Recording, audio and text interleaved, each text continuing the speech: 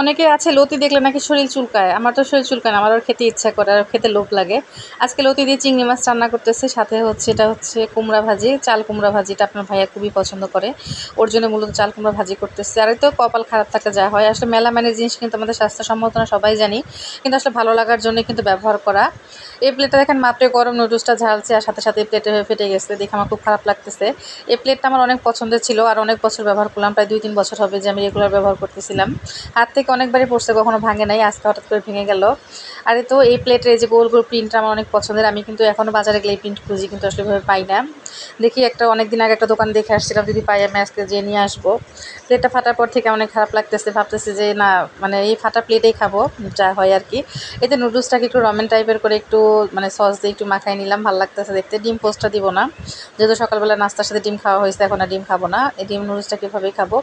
আপনারা চাইলে কিন্তু বাসায় ভাবে নুডলস রান্না করে ট্রাই করতে পারেন, খুবই ভালো খেতে। আর প্লেটটা আমার ছেলে দেখার পর বলতেছে, আম্মু প্লেটটা কেন ফাটছে, ফাটা প্লেটে কেন খাইতেছো, বলতেছে আম্মু ভালো প্লেট নাই।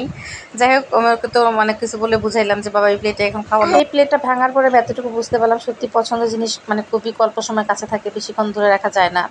তেমন মানুষকে যতটা পছন্দ করবেন তত তার কাছে দূরে থাকতে হয়। আসলে পছন্দের কোনো কিছুই কিন্তু মানুষের থাকে না, মানুষের থাকে কিনা জানি না, আমার ভাগ্যে থাকে না, এটাই হচ্ছে বড় কথা। তো খাওয়া দাওয়া শেষ করে দুপুরে রান্নার জন্য চলে আসছি। এখন আমি একটু চাল কুমড়া ভাজি করতেছি। চাল কুমড়াটা আপনার ভাইয়া কালকে রাতে নিয়ে এসেছিল। আবার চাল কুমড়া ভাজিটা অনেক বেশি পছন্দের, গরম ভাতের সাথে চাল কুমড়া ভাজিটা খুবই ভালো লাগে ওর কাছে। এই তো চাল কুমড়া কুচি কুচি করে কাটার পরে আমি একটু লবণ দিয়ে মাখায় রাখতেছি। চাল কুমড়া সবসময় চাল কুমড়া না, আমি মানে এরকম কিছু টাইপের ভাজি আছে, এলা করার আগে আমি একটু লবণ দিয়ে মাখায় রাখলে পানিটা বের হয়ে যায়। যেমন বাঁধাকপিটা হচ্ছে লবণ দিয়ে মাখায় রাখি, না হয় হচ্ছে একটু মানে গরম পানি দিয়ে ফুটাই নেই, তাহলে হচ্ছে তাড়াতাড়ি ভাজিটা করা যায়।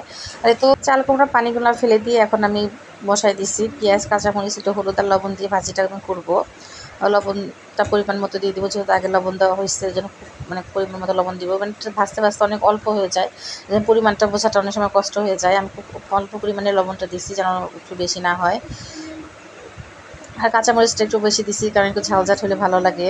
কার কার বাসায় চাল কুমড়ো এভাবে ভাজি করা হয়।